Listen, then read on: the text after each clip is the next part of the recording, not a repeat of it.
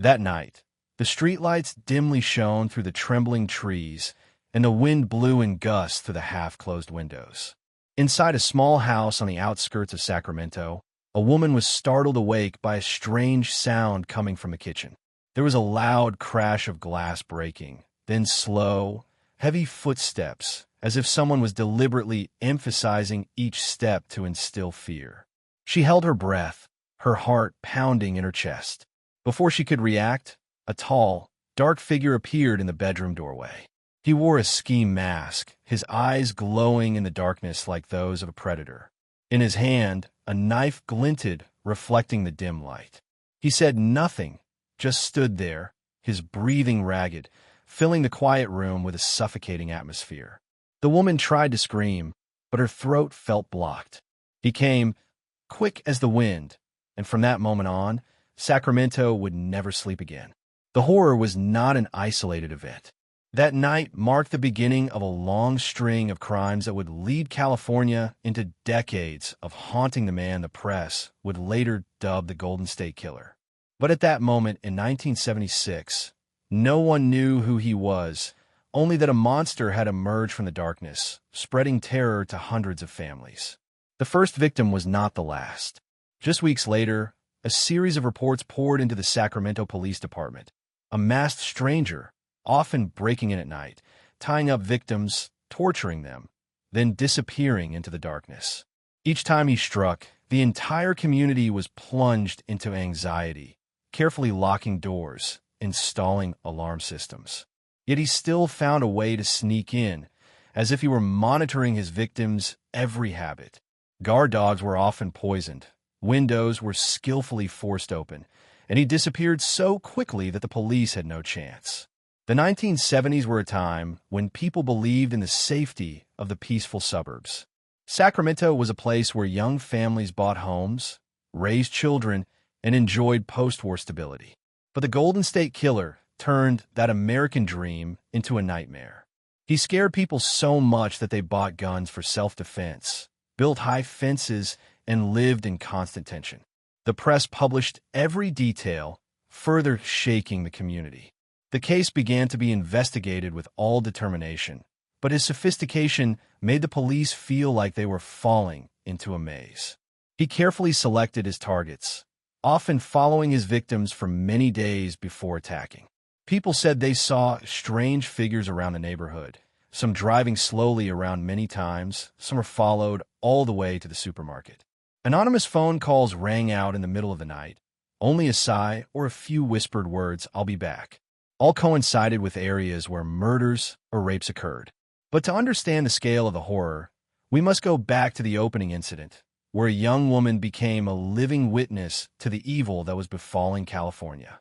That night, she was tied up with rope, her mouth gagged, her eyes wide open as the stranger ransacked her house as if it were his domain. He took a few small, sometimes worthless items, a ring, a watch, a few coins. But what was more terrifying was the way he leisurely ate food in the kitchen, drank beer from the refrigerator like a homeowner. He lingered, enjoying the fear that gnawed at his victims every second.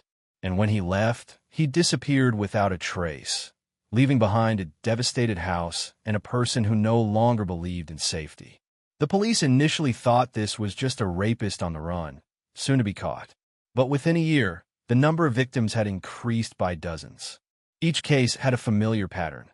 The masked man tied up the victim, rummaged through the belongings, ate, and then disappeared. His coldness, patience, and brutality made him an untouchable ghost. People whispered to him the East Area Rapist, the rapist of East Sacramento, before the Golden State Killer was coined. Throughout Chapter 1, we see a haunted Sacramento. Mothers dare not leave their daughters alone. Men stand guard at night with guns. Shops selling locks, wire mesh, and alarm systems suddenly thrive. Newspapers carry front-page headlines about the mysterious rapist. Yet, every time the police thought they had a lead, he vanished as if he had never existed. One time, police dogs followed the scent to a small canal, but the trail ended there, and there was nothing left. The Golden State Killer not only sowed crime, he sowed distrust. People lost faith in the police, lost faith in the safety that was the core of suburban life. In the months after the first attacks, Sacramento entered a period of foggy fear that enveloped every corner. People could no longer freely go out at night, and children were forbidden to go outside after 8 p.m. Fences that were only meant to keep pets out became cold steel walls. Alarm systems blared throughout the newly built houses. And of course, gun stores were packed with shoppers. People were not just afraid of being robbed, they were afraid of him, the invisible monster who had spread terror like never before. He began to expand his range of activities, no longer limited to the initial few residential areas. Once peaceful neighborhoods became psychological battlefields. He chose a variety of targets: young women living alone, newlywed couples, even families with children. It seemed that no one could escape his sights. He lurked like a ghost, watching, memorizing habits, then striking when they least expected it. Testimonies from survivors revealed a chilling calculation. Before attacking, he had been around their house, observing for days. Some said they had seen flashlights flashing in the garden at night, but thought it was children playing. Others discovered a small crack in the window, but thought it was because they had forgotten to lock it. All of them only realized it when it was too late. What left the police stumped was the extremely systematic way he attacked. He often forced his victims to lie face down, with their hands tied behind their backs with rope or shoelaces. With couples, he tied the husband first, placed him in another room, piled dishes on his back, and threatened. If he heard any noise, he would kill his wife immediately. This method turned silence into a deadly burden. The man did not dare to move, even a little, because the slightest collision could end the life of his beloved. This was what terrified the community the most. He did not only attack single women. He challenged the men in the house, humiliated them, proving their absolute powerlessness before his sick power. The incidents continued from Sacramento to Stockton, Modesto, Contra Costa. Wherever he went, a series of families fell, leaving indelible memories. People set up alarms, formed civilian patrols, even armed guards to guard each street. The press nicknamed him the East Area Rapist. But no matter what name he was given, he remained a ghost beyond reach. Every time the police launched a manhunt, he disappeared for a few weeks, then suddenly returned in another city, hundreds of miles away. This movement made the investigation a mess. Local police departments did not coordinate closely, records were not fully shared, and in that gap, he continued to strike. Victims recounted a terrifying detail. He often whispered strange sentences during the attack. Sometimes he called the name of a woman who was not present. Sometimes he mumbled like a child, talking to himself. Some victims even heard him cry. These moments distorted the image of the villain, at once brutal, haunting, and sick. No one knew if it was a tactic to make his victims more afraid or a sign of true psychosis. But either way, it made him more unpredictable than ever. The police tried everything: traps, secret patrols, and dogs. But the Golden State Killer always seemed to be one step ahead. Once, the police set up an ambush around a suspicious area, but he didn't show up. A few days later, in another neighborhood, a new attack occurred. Detectives began to believe that he was watching the police, knowing how to avoid them. The community psychology became increasingly uneasy. They believed that the monster could be living right in the neighborhood. Maybe a neighbor, a man walking every morning, or a plumber who still stopped by. What made the case a nightmare for the police was the increase in violence. While his early cases were limited to rape and theft, he gradually became more aggressive. There were cases where the victim resisted, and he immediately pulled out a knife and killed her on the spot. The body was left cold on the bed, making the police understand that this was not just a rapist, but a cold-blooded killer. The press immediately changed its tone, alerting the community to a serial killer on the loose.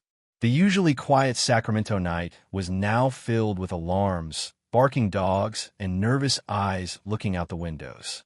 People talked about him in cafes and supermarkets and schools.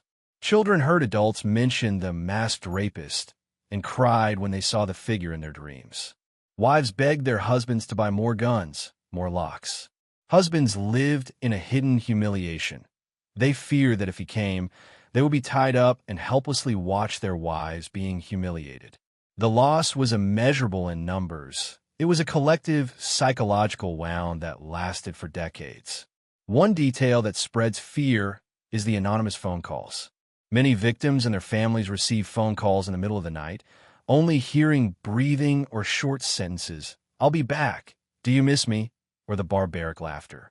Once, the police recorded a call in which he whispered, "Merry Christmas" on Christmas. The haunting didn't stop with the attack. It continued to haunt the victim's life forever. The police made a psychological profile, assuming that this was an intelligent man with military or police abilities, because of the way he moved and planned very systematically. He knew how to neutralize dogs, how to cut off the phone, how to choose a convenient exit. But despite all the hypotheses, no one found his identity. Sketches of the perpetrator were drawn from witness accounts, but they all had one thing in common: cold eyes, a face covered by a mask. It made all Californians suspicious of each other. In the following years, the number of attacks increased to dozens, then more than 50. The Golden State Killer became a national nightmare. He not only, as Sacramento and the Northern California suburbs continued to recover from the series of attacks, his shadow had spread far beyond his original borders. By the late 1970s, it was clear that the East Sacramento rapist was no longer just a man lurking in the night, spreading shame. He had begun taking lives. His first shocking murder occurred when a young couple was walking down a deserted road at night. They were ambushed, and the next morning, police found both bodies slumped under a tree, fatally wounded by a handgun. It was no longer an act of control. It was an act of taking a life, a cold-blooded declaration that he had crossed a new threshold. The transformation from serial rapist to serial killer shocked the public. The media, already nicknamed the East Area Rapist, now had to find another name to reflect his horror. And then, over the next several years, he became known as the Golden State Killer. The change was not just in his behavior, but in the way he spread his obsession. He moved down to Southern California, choosing quiet coastal areas where people believed crimes were in the newspapers, not on their front porches. The terror spread quickly. The murders began to follow the same pattern as the rapes. Windows forced open, victims tied up, furniture disturbed, small items taken. But instead of leaving after the rape, he ended up killing. A couple was murdered in their beds, their children asleep in the next room. A man was shot trying to rush to protect his wife. Blood soaked into homes that were supposed to be the safest places to hide. The federal police began to take notice, but coordination between counties was patchy. Each police department kept its own files. Each case was investigated independently, while the Golden State Killer moved hundreds of miles as if playing hide and seek. As time went on, investigators realized that this was not a series of random crimes, but a deliberate campaign carried out by a patient, intelligent, and extremely ruthless man. In the 1980s, the list of victims grew, and the California community fell into darkness. He was never caught. Once, neighbors reported hearing noises and seeing the shadow of a man running through their gardens. But when the police arrived, he had vanished as if he had never existed. The dusty dirt roads and canal shortcuts became the perfect allies for his disappearance. Police chased him many times, but only recovered shoe prints, ropes, or mysterious abandoned items. What was chilling was his calm. Survivors recounted that he was in no hurry, even sitting in the kitchen eating oranges, drinking beer, or rummaging through the fridge for food. He made them understand that he had complete control over their space, turning their homes into a stage for his sick game. Sometimes he would sit still for hours, just listening to the victims cry. Those moans were like haunting music he enjoyed. And then, when it was over, he disappeared, leaving behind a deadly silence. Forensic psychologists began to paint a portrait of the killer. White male, 20 to 30 years old, with military or police background, skills in moving silently, understanding of human habits. An intelligent but sexually obsessed man, with a need for absolute control and pleasure from fear. But no matter how accurate the psychological profile, he was only a shadow. No one saw his face clearly, no one knew his name. Californians lived in fear, and that fear lasted for decades. The media exploded, but each article only spread the fear further. People told stories of broken families, of phone calls in the middle of the night, of cold eyes in the dark. Children grew up with the 1980s were over, but the terror that the Golden State Killer had wrought on California was still as deep as a scar that had never healed. As bloody murders began to appear more and more densely in the southern part of the state, the community began to realize that the villain was no longer just a passing fear of a city, but a demon that covered the entire state. However, at this time, the darkness suddenly swallowed him. He mysteriously disappeared. No more break-ins, no more creepy phone calls, no more terrifying nights when the police were called. For the survivors, that silence did not bring peace, but rather a tense calm before a new storm. People wondered, was he dead? Had he moved elsewhere, or was he just quietly observing and waiting for an opportunity to return? The detectives who had been pursuing the Golden State Killer's profile were now dispersed to new cases. California entered a period of turmoil with other crime waves, drugs, gangs, and homicidal trends. His files were gradually pushed into filing cabinets, dust covering the pages, and the haunting memories faded from some people's minds. But for the families who lost loved ones, the wounds never healed.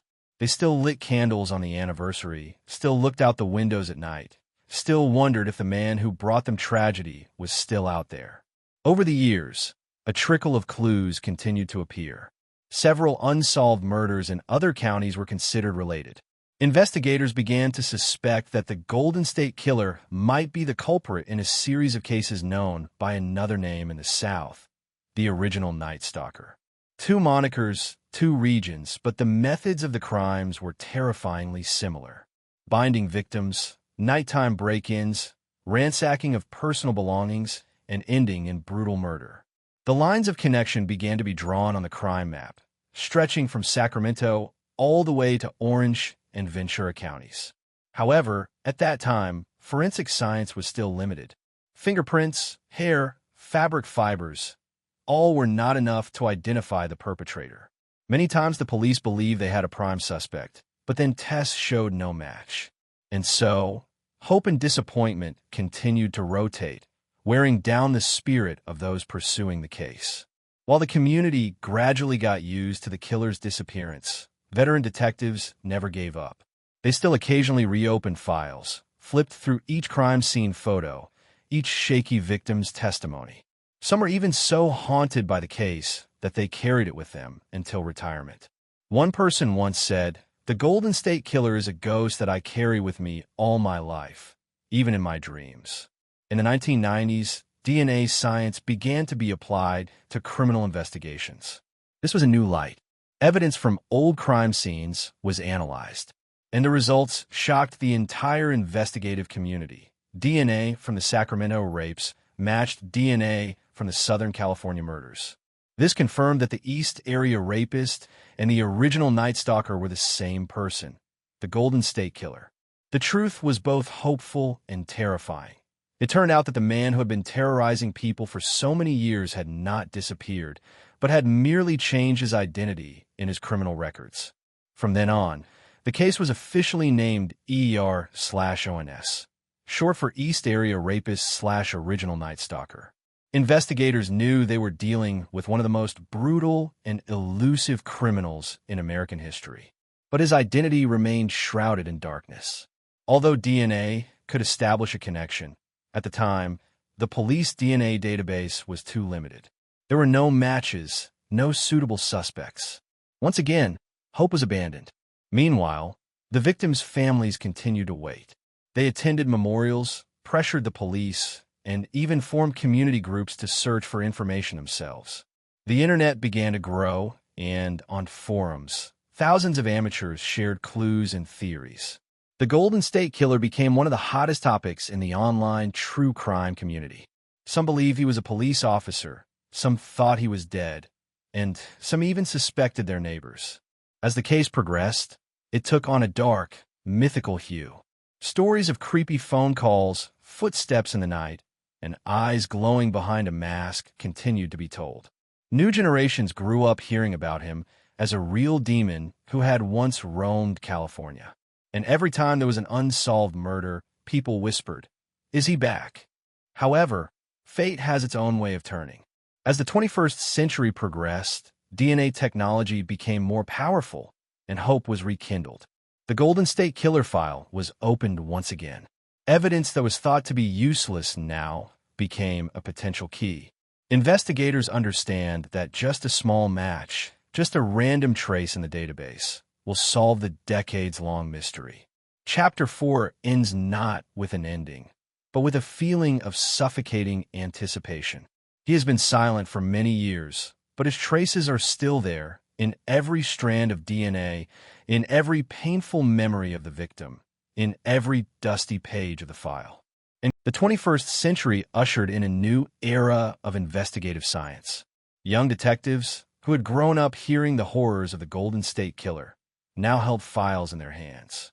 They reread reports, scrutinized photos, and watched the victim's trembling testimony. The case, spanning decades and generations of police officers, became a burden no one was willing to let go of. They knew the ghost was still out there, and justice could not let him sleep forever. DNA was the last hope. Evidence collected in the 1970s and 1980s, semen samples, hairs, bloodstains, was now being analyzed with new technology. But for years, every attempt to match a match to the National DNA Database failed. No match came. He remained a ghost, as if he had never left a single official trace in his entire life. The detectives did not give up. They turned to a new field, genealogy. The bold idea was to compare crime scene DNA with data from genealogy websites, where people voluntarily submit genetic samples to find relatives. It was no longer a matter of direct comparison, but of tracing family branches, distant relatives, to narrow down the circle of suspects. The investigation was like looking for a needle in a haystack, but pieces began to appear. A distant relative matched a portion of DNA, then another, then a few more names. The family branches spread out on the map, gradually narrowing to a single point. A man who had been a police officer, living quietly in California, named Joseph James DeAngelo. When that name appeared, many detectives felt a chill run down their spines. He had been part of the law enforcement force, trained in surveillance and control. This explained why he was always one step ahead of the police, why he knew how to disable alarms, why he disappeared without a trace. But at that moment, DeAngelo was just a name on a list. They needed direct evidence. The police secretly followed him, waiting for a chance to get DNA. And then, a plastic cup left in the trash became the key to unlocking a secret door that had been locked for 4 decades. The analysis results were an absolute match to the Golden State Killer's DNA. The entire investigation team was silent. After so many years, after hundreds of victims, after dozens of unsolved cases, they finally had an answer. In 2018, Joseph James DeAngelo was arrested in the quiet house where he lived as a normal man. Neighbors were surprised. They knew him as just a grumpy old man who often yelled at his neighbors and complained about the noise. No one thought that this man was the one who had terrorized California for decades. When the news spread, survivors burst into tears, many covering their faces in disbelief. Some were relieved, but many were outraged. They had spent their youth, their lives in fear, while he had lived comfortably for so many years. The court began its proceedings, and DeAngelo admitted his guilt. He bowed his head, no longer an untouchable ghost, but a frail old man trembling before justice. But whatever the verdict, the question remained. Why had he disappeared for decades? Why had he chosen those victims? Were there secrets that had never been revealed? The Golden State Killer had been exposed, but the darkness he left behind remained. Painful memories that could not be erased, broken families that could not be mended, and the haunting knowledge that evil could have the most ordinary face, even the face of someone once entrusted to protect the community. The story ends not with a full stop, but with a door that opens to a new chapter, the chapter about the truth behind the name Joseph James DeAngelo. Who was he before he became a demon? What turned a police officer into America's most notorious serial killer? And during all those years of silence, How did he live with that terrible secret? The answer lies in the next part of this documentary series. There, we will expose the real person behind the mask, delve into the biography, psychology, and untold secrets of the man who haunted the whole of America for decades.